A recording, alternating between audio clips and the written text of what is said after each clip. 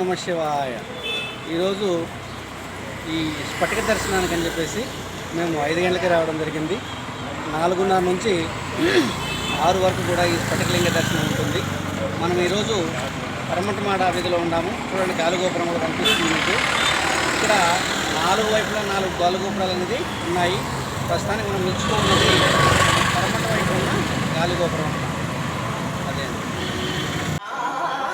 రామనాథ స్వామి దర్శనం మీకు కలగాలని కోరుకుంటూ, మీరు రామేశ్వరం రావాలని కోరుకుంటూ, ముందుగా రామనాథ స్వామి దర్శనానికి ముందు సముద్ర స్నానం చేసి తర్వాత 22 బావుల తీర్థం స్నానం చేసిన తర్వాత రామనాథ స్వామి దర్శనానికి వెళ్ళాల్సి ఉంటుంది.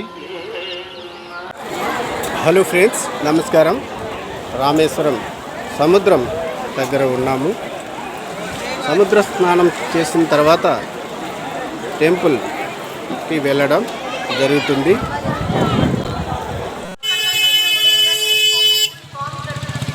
ఇరవై 22 బావులకు ఎంట్రన్స్. ఈ ఎంట్రన్స్లోనే రామనాథ స్వామి దర్శనానికి కూడా పంపిస్తారు.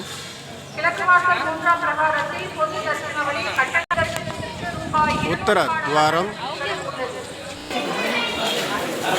22 బావుల స్నానం. రామేశ్వరంలో సముద్ర స్నానం చేసిన తర్వాత 22 బావుల స్నానం చేయిస్తారు. టికెట్ ఒక్కరికి 25 రూపాయలు.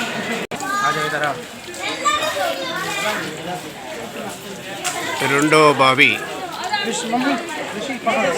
స్నానం. రెండవ బావి తీర్థం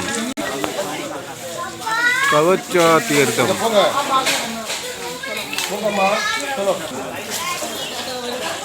నాలుగవ బావి తీర్థం గవయ తీర్థం. నీలా తీర్థం.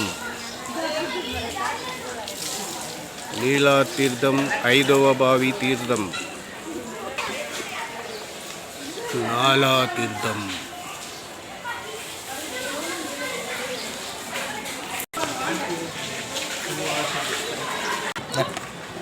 ఏడవ తీర్థం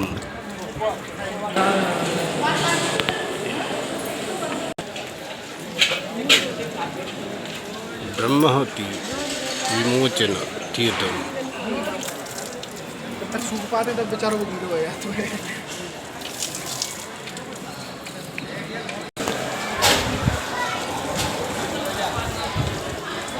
సావిత్రి తీర్థం, గాయత్రి తీర్థం, సరస్వతి తీర్థం.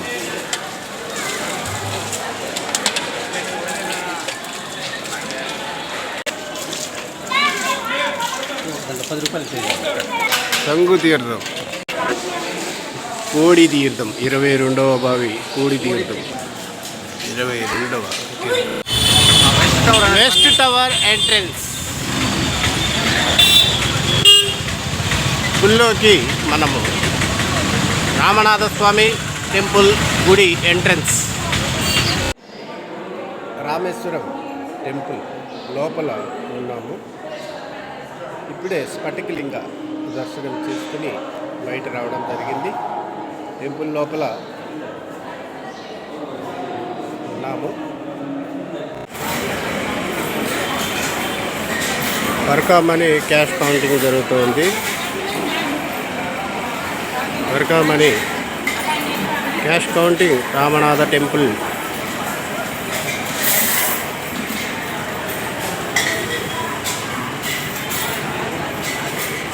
రామనాథ టెంపుల్ వర్కామనీ క్యాష్ కౌంటింగ్. రామేశ్వరం బోటింగ్కి వెళ్తున్నాము.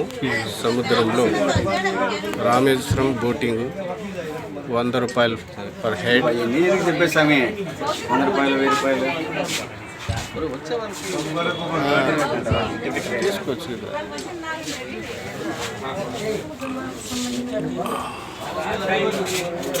కూర్చుంటాడు దగ్గర. నేను చెప్ప చూడండి.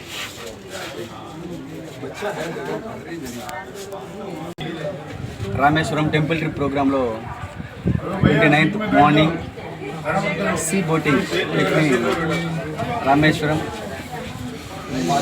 అగ్నిధామం అనేది స్టార్ట్ చేశాము విత్ మై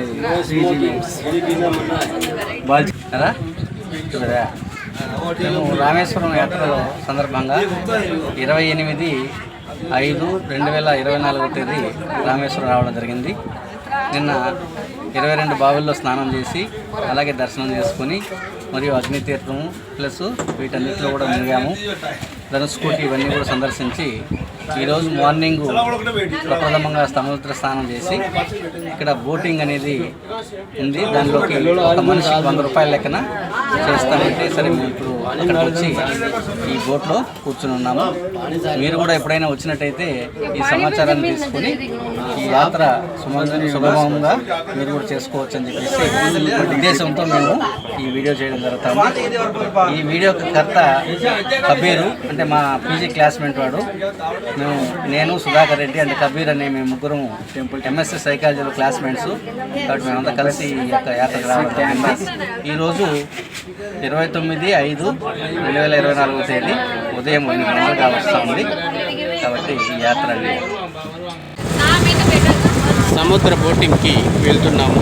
మనము రామేశ్వరం బీచ్లో మనం చూడవచ్చు సముద్రంలో బోటింగ్ని ఎలా లంగర్ వేసి నిలబెట్టారు అవన్నీ మనం ఇక్కడ గమనించవచ్చు. మనం ఇప్పుడు బోటింగ్కి వెళ్తున్నాము. రామేశ్వరం అబ్దుల్ కలాం గారు జీవించినటువంటి ప్రదేశము.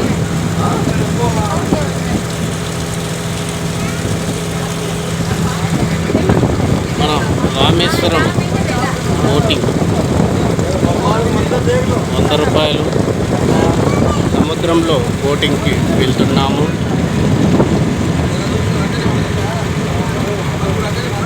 చూడవచ్చు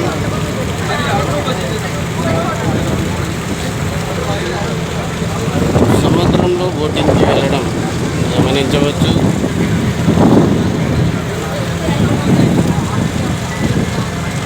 రామేశ్వరం నుండి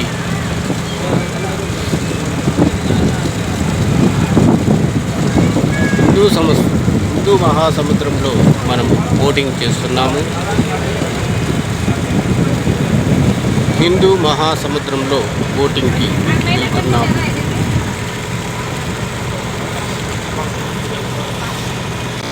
కోదండరామ్ టెంపుల్ ఇప్పుడే మేము కోదండరామ స్వామి టెంపుల్ని సందర్శించి ఇక్కడ నుండి ఆటోలో ధనుష్కోటి అనే ప్రదేశానికి వెళ్తూ ఉన్నాము. ఇక్కడ చాలా సముద్రం పక్కనే ఇక్కడ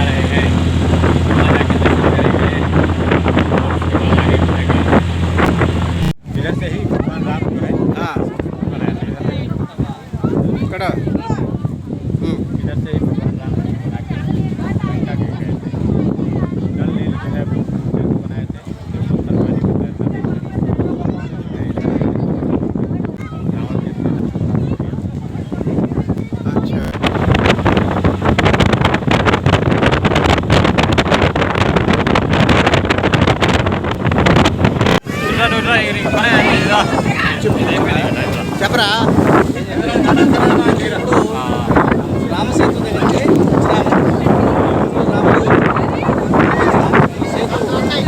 ప్రస్తుతానికి ఇక్కడ లాస్ట్ అయింది. ఇంకా సముద్ర మార్గం అనేసి చాలా మంది చెప్తుంటారు. కానీ కాలంలోనే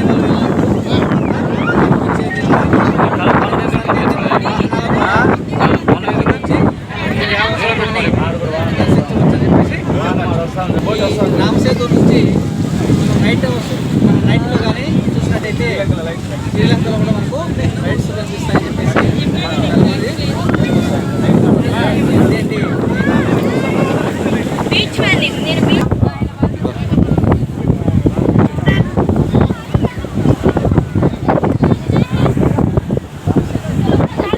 చెప్పు బాగున్నారు. మేము రామేశ్వరం దగ్గర రామసేతు దగ్గరికి రావడం జరిగింది. రామసేతు నుండి మనం శ్రీలంక మన లైఫ్ అబ్దుల్ కలాం గారి మెమోరియల్ సమాధి లోపలికి ఇది లాస్ట్ సెల్ ఫోన్ అలో లేదు కాబట్టి మేము బయట నుండి వీడియో తీసుకోవడం జరిగింది. అబ్దుల్ కలాం గారి దగ్గర సమాధి దగ్గర ఉన్నాము.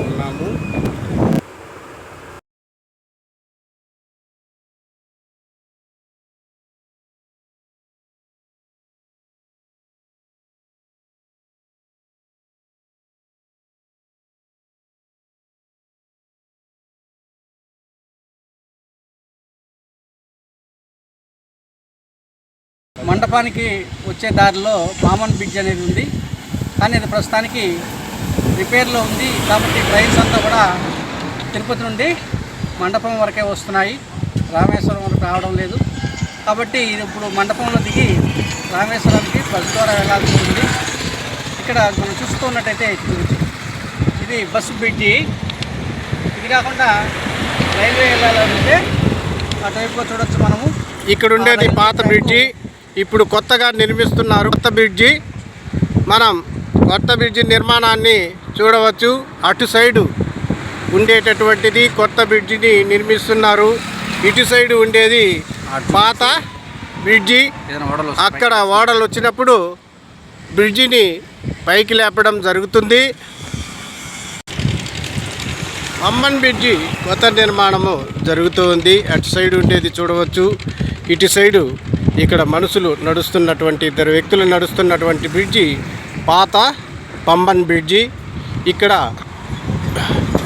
ఏవైనా పెద్ద పెద్ద స్టీమర్లు అలాంటివి వచ్చినప్పుడు అక్కడ ఉండేటువంటి ట్రాక్ను పైకి లేపడం జరుగుతుంది.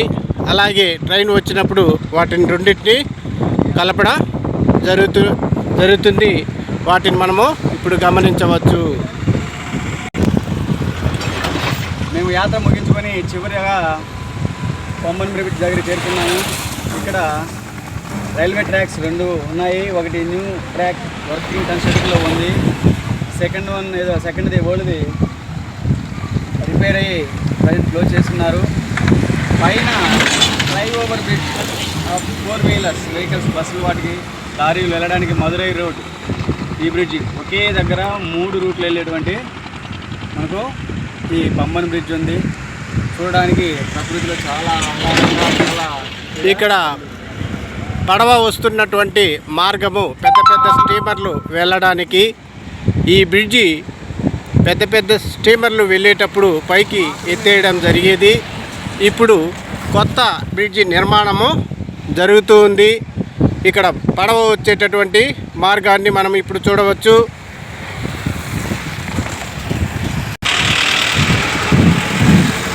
ఇప్పుడు మనం చూస్తున్నటువంటి దీవి పేరు పంబన్. రామేశ్వరం నుండి 10 కిలోమీటర్ల డిస్టెన్స్లో, అంటే ముందు పంబన్ వస్తుంది, తర్వాత రామేశ్వరం వస్తుంది. రామేశ్వరం నుండి